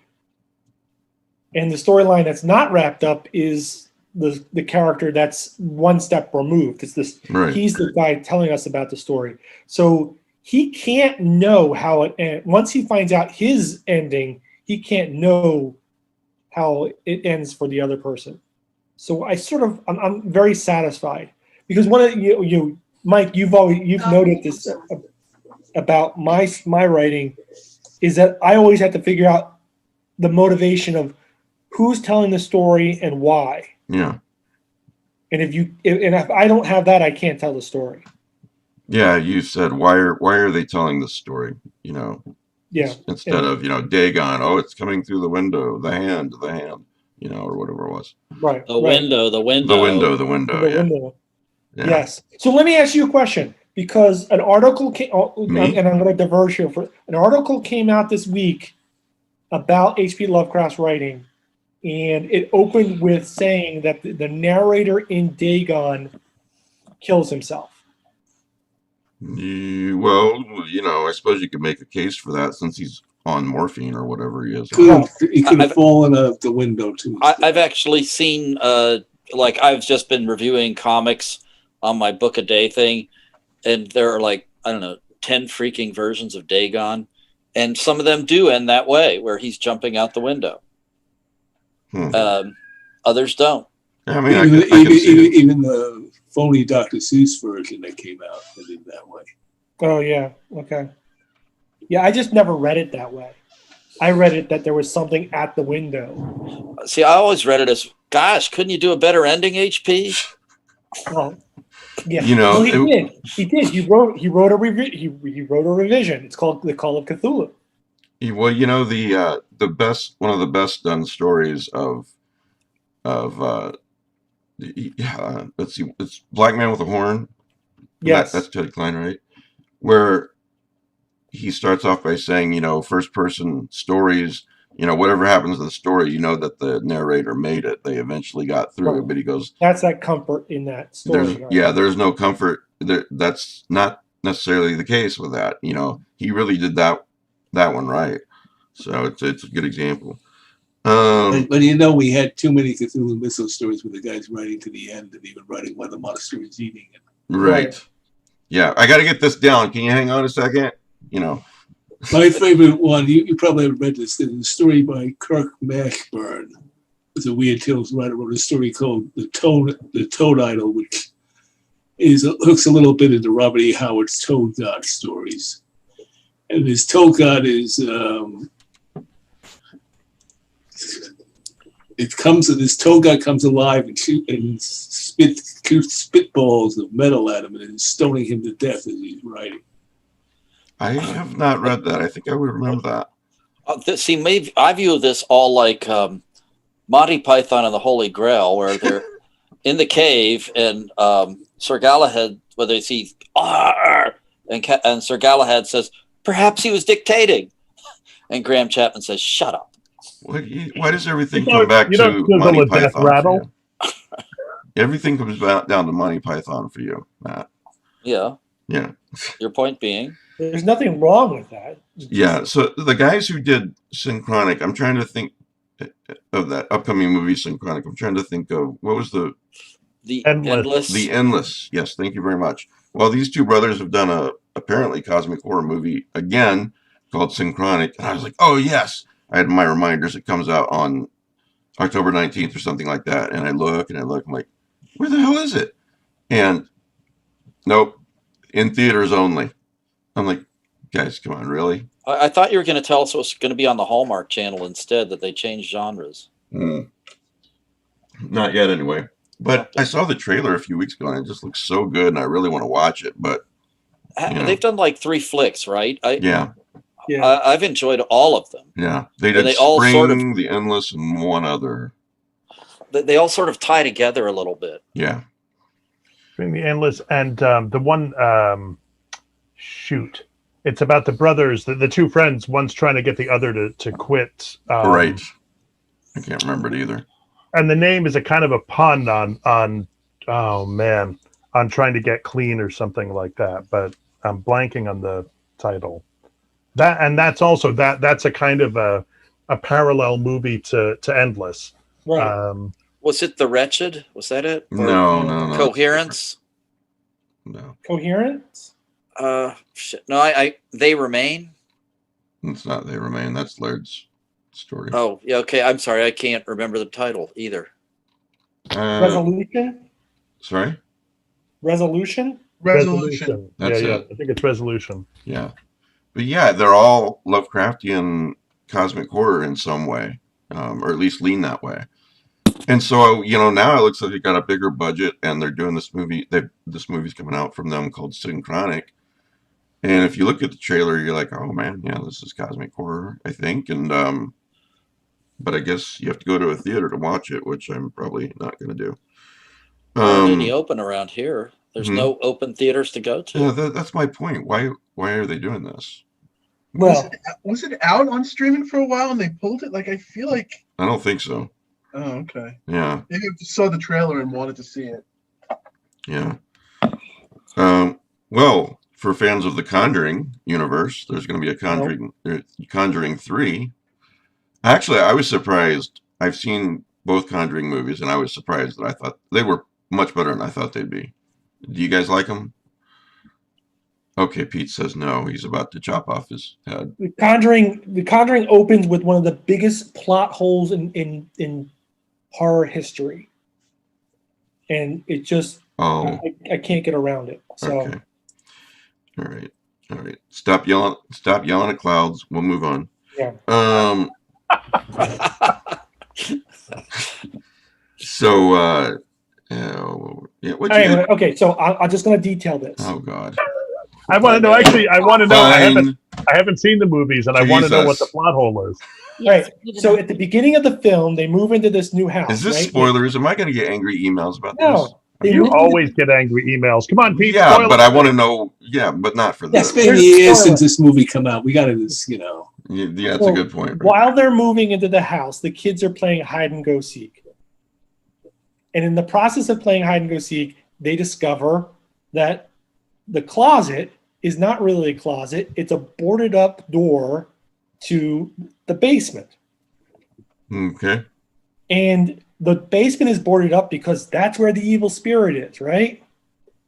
That's where I keep my evil spirits. Later in the film, they go down into the basement because what's in the basement? One, the hot water heater, the furnace, and two, the washing machine. There's no point in boarding up a house and making a secret room if your furnace and your utilities are in the basement. But if you put up a sign that says, do not go down except when dealing with the boiler, otherwise keep it boarded at all times. Right. Yeah. Or maybe the monsters, the ghosts don't like washing. I mean, the service, the gas guy's got to come around every year or something. Exactly. Thanks for running the movie. There's no... Yeah. No, you're right, though. Yeah. It just... Does it bother you? Someone's going to go in the basement sooner or later. Does this bother you? I mean, is this... Right. Because everybody talks about how great this movie is, and the whole premise is just stupid. I didn't say it was great. I said it was better than I thought it would be. He had set the bar very, very low. Peter's talking about fandom in general. Yeah. All right. I am. Hat tip to Kat Pulver. She posted this a week or so back. Fun idea. I got no kids. Hire a babysitter anyway. Say your kid is asleep upstairs and must not be disturbed. On your return, ask where your child is. So, there you go. Oh, Kat. Yeah. So I have one that's a little bit better. All right. Is it? No. You know what? I'm going to offend somebody. So no. Let's move on. Yeah. We don't. What about the one? We don't ever want to offend people on this show. What about the guy whose boss that he hated, was reading The Exorcist, and was really like freaked out by The Exorcist, and he was so freaked out that he threw it into out of the train window on the way to work, like he threw it into the river or something. Right. The guy went out and bought a copy of The Exorcist and submerged it and ran it under the tap water, and then put it in his boss's desk drawer. Oh, that's great. That's what you want to do. That's like a revenge thing. I love that. That is awesome. I get that was off the interwebs, so it was probably a meme or meme. That World Wide Web thing that we cruise now and then. One of the best practical jokes I ever heard of was where you volunteer to take over the coffee club or your office, and then do not. And then Coffee over the course of the year, you slowly take everybody up to essentially espresso. Oh, I thought you were going to go the opposite way. Where, And then on one day you go to decaf. yeah. Yeah, and just watch the whole office. I feel that's like sort of Renaissance Italian level of revenge. You know, that's the kind of thing you would find in, like, you know, Cask of Amontillado. Be like, good job, you know. Yep. Cask of Amontillado, it sounds like. Yeah. Oh, Yeah, except I it would got be a better the revenge concept one of, for you. like some kind of Italian coffee name, you know. or Cask at least, of Lavazza. at least, here's something I did. Now, in my defense, I was a kid. I was only 20 years old. But so I'm working at this bagel place. Also, isn't that old enough to be tried legally as an adult? It is. It is. Yeah, I just want to make okay, but go on, Mike. In some states, yes, sure, but Your Honor. So I had a job in Fort Worth at a bagel place, right? My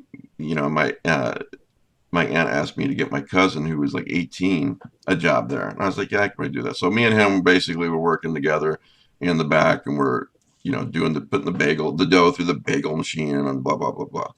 So one day he sticks a kick me sign on my back, and I walk around literally for half the day with it on. And I was like, oh, well, that's original, Brian. I'm going to get you back. And he's like twice my size. He's like, you're not doing nothing. You're not going to do anything. What can you do? And I was like, okay.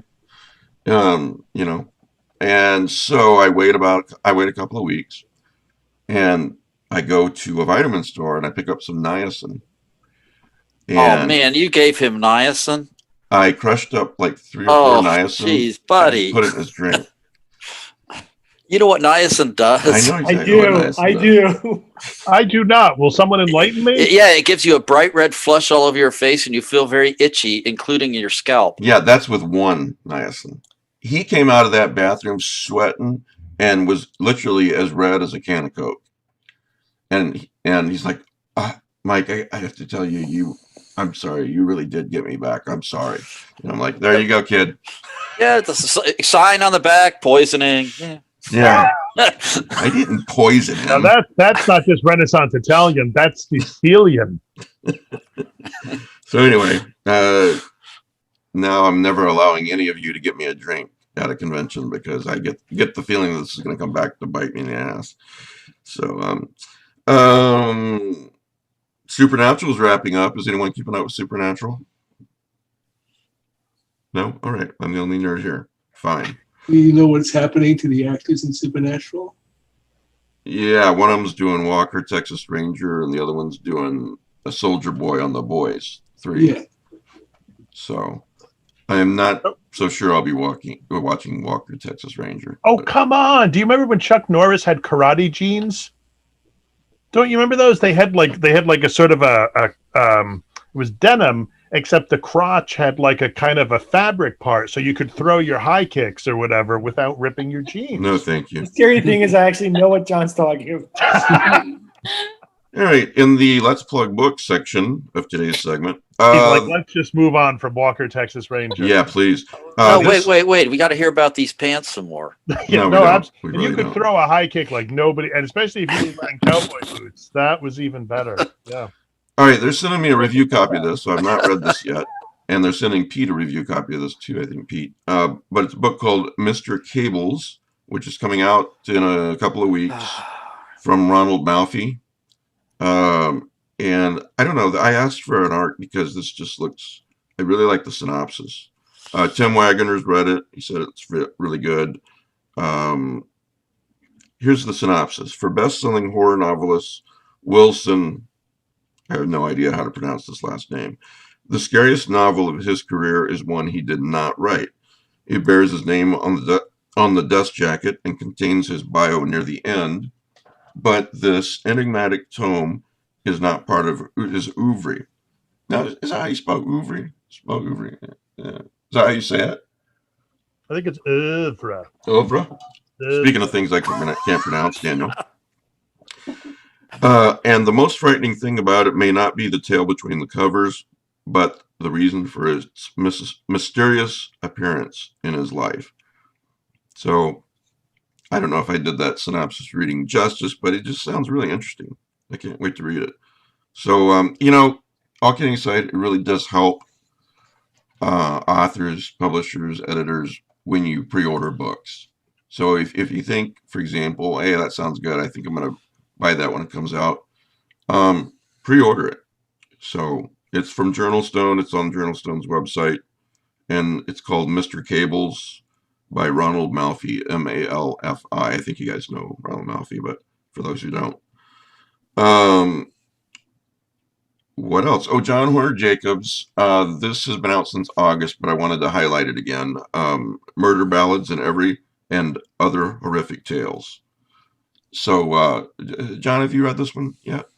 I've read some of it, yeah. And it's funny, because some of my like my bedtime reading at the moment is the first in this trilogy that Jacobs wrote. The book is called The Incorruptibles, and it's set, from what I can tell, it reads kind of like a Western, kind of like a frontier Western kind of thing, except I think it's a sort of alternate history in which Rome never fell.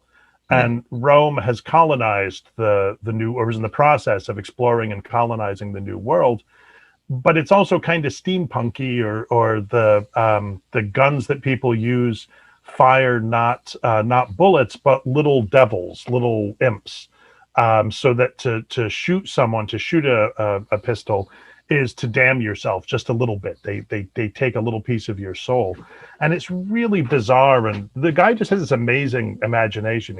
I really enjoy his stuff. I when Southern Gods first came out years ago, I was like, all right, I'll get to it. Laird liked it, so I was ambivalent. But with time, I really think this guy is just doing top-notch work, and I've held off reading the long story in the collection. He has a Viking story in there, which is just insane. It's Viking. I don't know, it's Viking. So you're saying it's Viking. I'm saying it's Viking. It's Viking is what I'm saying, so Not steampunk. No steampunk here, Viking punk. And it's just kind of, it's so, you'll see.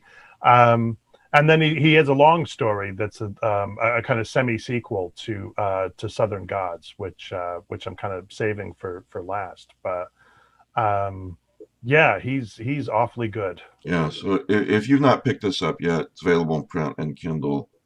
Can't remember if it's available in audio form or not, but like John said, John Horner Jacobs is a terrific writer, very original, and Murder Ballads and Other Horrific Tales. Pick that up. So if you're looking for something new to read, this one, I think this is one of the big five. I can't remember, but it looks interesting to me, so I'm just going to plug it anyway. Not that they need my help, but it's called American Elsewhere by Robert Jackson Bennett. And I'll just quickly read the synopsis. Some places are too good to be true. Under a pink moon, there is a perfect little town not found on any map. Wink, New Mexico. In that town, there are quiet streets lined with pretty houses. Houses that conceal the strangest things. After a couple of years of hard traveling, ex-cop Mona Bright inherits her long-dead mother's home, and the closer Mona gets to her mother's past, the more she understands that the people of Wink are very, very different. Perfect for fans of Stephen King and Neil Gaiman. So I've not read this. I picked it up when it was on sale once on Kindle and I haven't gotten to it yet because I really like that kind of story. It's really good. Oh, you've read it. Okay, good. I kind of think that one might have won the Shirley Jackson Award a few years ago. Oh, did it? Okay. I'm not 100% sure. But I didn't think it was new. So Robert wrote. I think that was his fourth, like, sort of horror-ish novel, and he's since gone on to write more like epic fantasy. But that's a novel. It's very much like a kind of epic horror novel. It's this sort of doorstopper of a novel, and he's another writer who's this very, very distinctive voice, and his stuff. I think it's fair to say a lot of his stuff is really interested in kind of like American legendary and American mythology. Well, I can see why they said the Stephen King and Neil Gaiman thing then, because Stephen King with The Stand and Neil Gaiman with American we mentioned, Gods. Dan was talking about Tim Powers before, and he kind of like that's not a there's a kind of connection there, I think, as well. Also, if you ever see, it's been a long time since I've met him in person, but Robert Jackson Bennett, if you ever see him in person, he pretty much looks like Clark Kent, which makes me think. I'm just saying. I'm just saying. Yeah. Figure it out from there. Okay. Yeah. No one has ever. We're not going to connect the dots for you, but there they are. You've never seen them in the same place at the same time. Okay, that's all I'm saying. Much like me and Batman. So. Yeah. Something like that, right? Yeah. All right. Well, it's good to know that it is a good read. I'm glad I picked it up. So. Yeah. His earlier stuff, the Troop and God, what was it, Mr. Shivers? Yeah, he was doing some really interesting stuff. This is the guy that wrote Mr. Shivers. Okay. You feel that like a writer has to go where a writer has to go. Yeah. So like I feel a little selfish for saying, oh man, I wish he were still writing horror. I mean, if he sort of took horror as far as he could take it, and then he wanted to work in epic fantasy, more power to him. But I do wish he were writing more horror stuff. Well, you never know. They sometimes return. So go back and forth. The themes. I won't talk about this for more than 30 seconds if none of you guys have read it, but have any of you read the DC Dark Metal storyline from the last year or two in DC Comics? No? No. Fine, whatever. I'm the only nerd here. I'm interested in reading it. I haven't read it though. I love Batman. Well, let me speak to those listening that may have read it. Doesn't it? I mean, it seems kind of Lovecraftian to me. I don't say that about everything, even though I'm accused of it sometimes. But here, Hawkman has this lost journal that Batman's reading from, and other people are reading from, that he's been researching something for thousands of years through his various lifetimes. And here's this one panel. The arrival of the strange metal that would change everything, brought to this world by a tear in the fabric of reality, and the demon that rose from the dark and nearly conquered us all. So there's some very distinct cosmic horror overtones in this storyline. And it's really neat. I love Batman too, Daniel. It's really neat that Batman is the one researching all this. And of course, in the journal, Carter Hall even says things like, if you're reading this, do not keep researching, the dark metals and everything. So doesn't get too much more Lovecraftian than that. Well, except, literally the Thangarians used to worship Cthulhu. I forgot about that. It's true. From the cartoon. Yeah. Justice League. Yep. But also the concept of supernatural metal is in Robert W. Chambers' The Dark Store. Ehrlich, a meteor from the Dark Store, where Ehrlich was the equivalent of the devil, lives, comes to Earth, and that's where they build the first sacrificial dagger and the first idol of them from.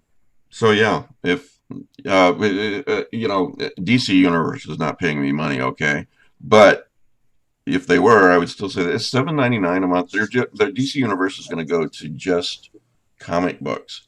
Yep.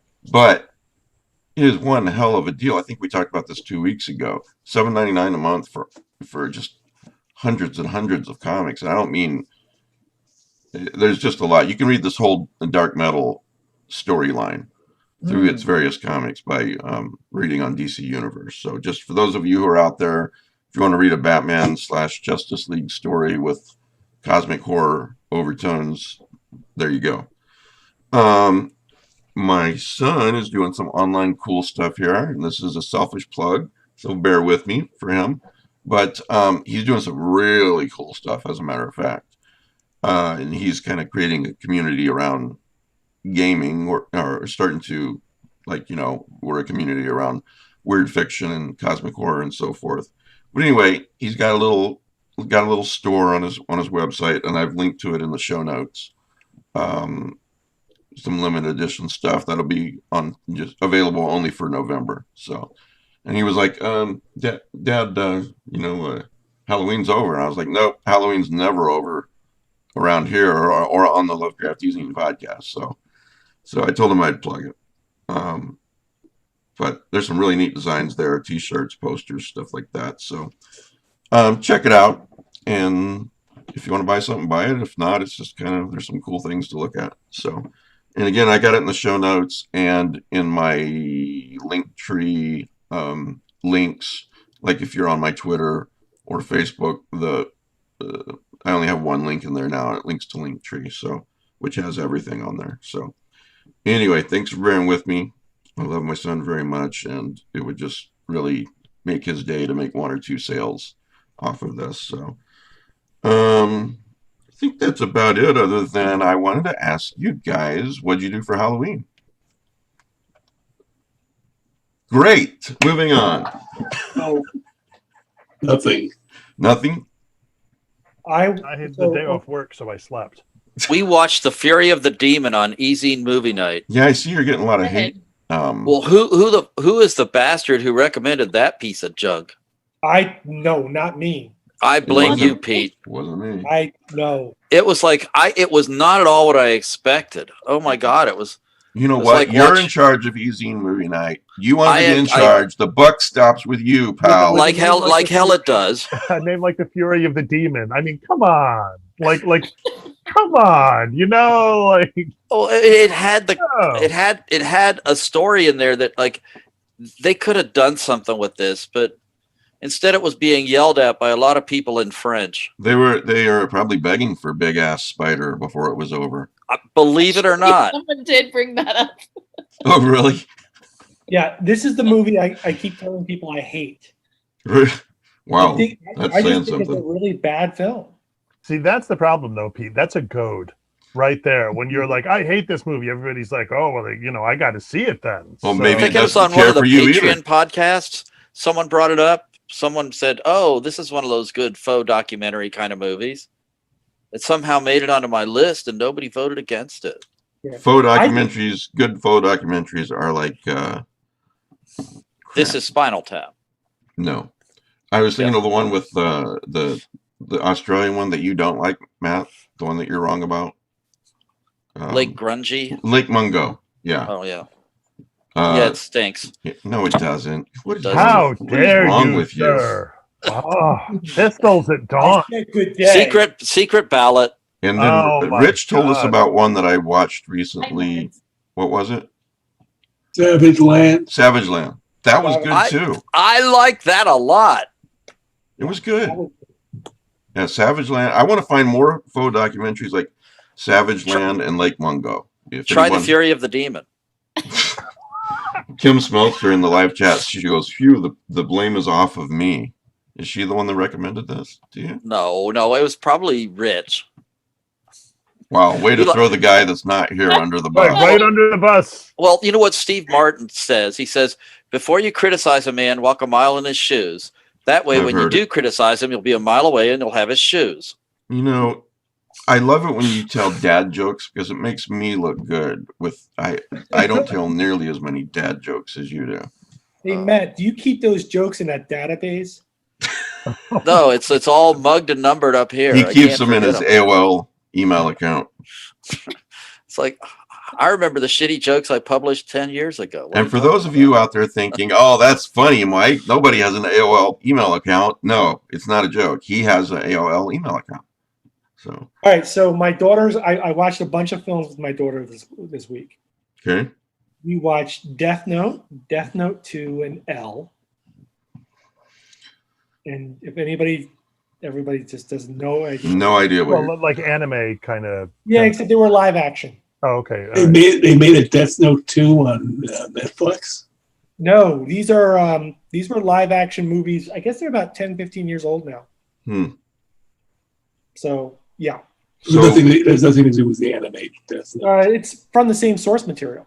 so that's what you did for Halloween? What? And then we watched Scream, which my one daughter found boring. Makes And you then we wonder what watched- kind of father that kid has. Yeah. And then we watched The Host. the Korean giant Oh, horror. that's a great movie. Yeah, that's a good one. Yeah. They like that a lot. Okay, I know I'm going to get crucified for this, but has anybody watched the Scream TV series? Is it anywhere approaching good? I tried to watch an episode and I just could not. And wasn't it canceled? It's on Netflix, right? I don't know. It just made me think of it when you I talked watched about- one episode and was Never like, heard of it. Yeah. Okay. Good. Well, now that we've answered that, Isn't Scream 5 coming out next year? sorry. Scream 5? Didn't they Oh, make a yeah. Scream song? Yeah. And actually, there's a lot of good. I think the whole cast is back. Yeah.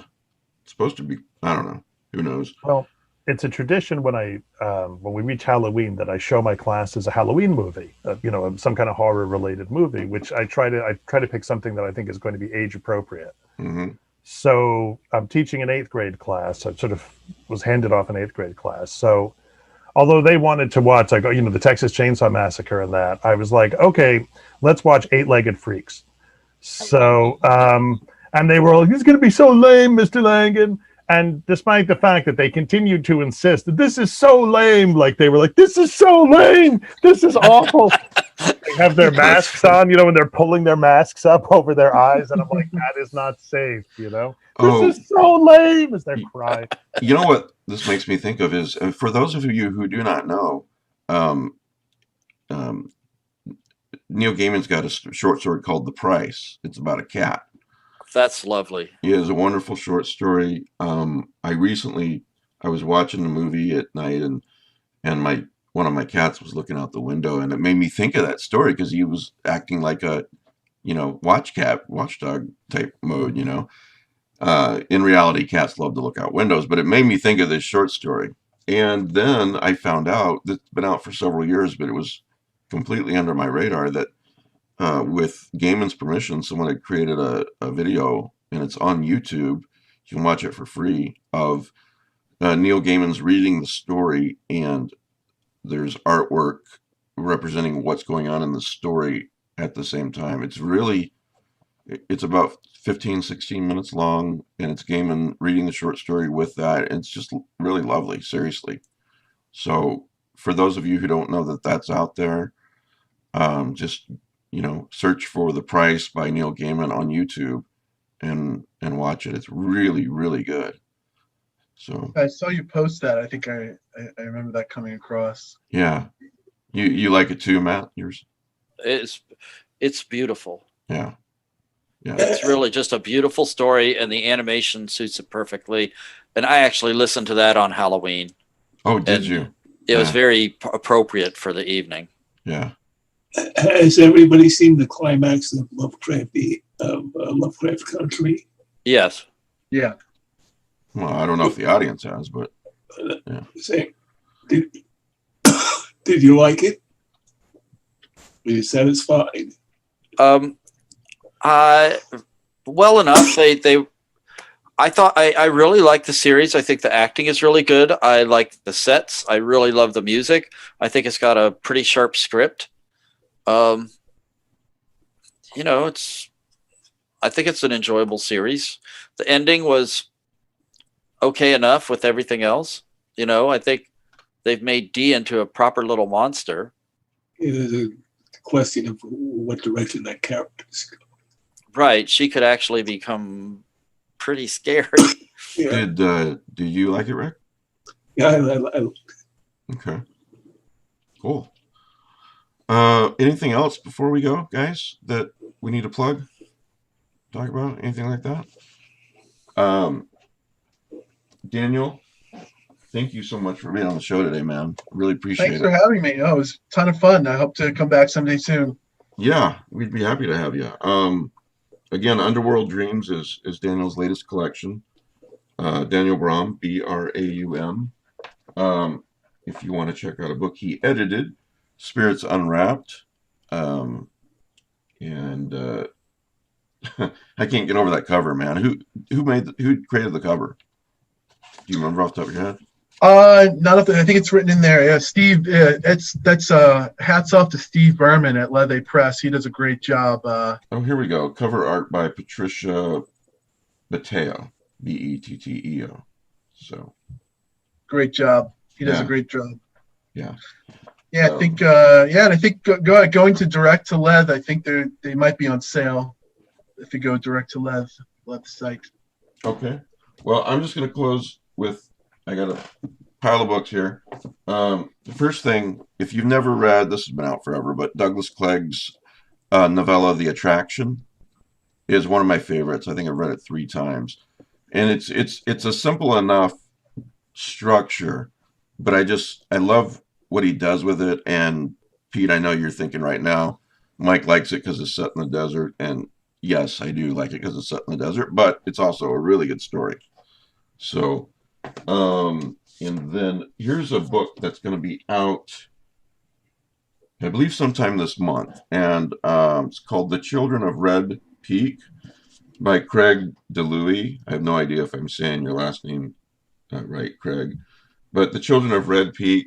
Real quickly, David, Deacon, Beth live with a dark secret. They grew up in an isolated religious community in the shadow of the mountain Red Peak, and they are among the few who survived its horrific last days. Let's see. First was they escaped the cult. It was a cult. They escaped the cult, but are they free? Years later, the trauma of what they experienced never feels far behind. And when when a fellow survivor commits suicide, they reunite to confront their past and share their memories of that final night. But discovering the terrifying truth might put them on a path back to Red Peak, and escaping a second time could be almost impossible. I just got it in the mail yesterday. So did you, Pete? Yep. First of all, it's a really beautiful book. Not that has anything to do with the story, but it is. Very nice cover. And not having read it yet, but I believe it's some sort of cosmic horror / cult horror, whatnot. So this is my next read. I'll probably start on this tonight. But again, if this sounds great to you, do a pre-order if you think you're going to buy it anyway. The Children of Red Peak, and you spell his last name. It's Craig DeLuey, Dilouie. And last but not least, this has been out for forever, of course, The Dealings of Daniel Kesserich by Fritz Leiber. It is Leiber, right? Or is it Lieber? I'm pretty sure it's Leiber. Leiber. Well, if you've not read The Dealings of Daniel Kesserich, you're missing out. Somebody brought this up somewhere, I can't remember, yesterday, and it made me think of it again. And I'm thinking, I got to reread this. And I just wanted to tell everybody in the audience, if you haven't read it yet, you should. It's really cool. So it's a really great story. So there you have it. That's all I've got. Next week, we have Max D. Stanton, excuse me. We're going to talk about his book, A Season of Loathsome Miracles. Which is very, very good.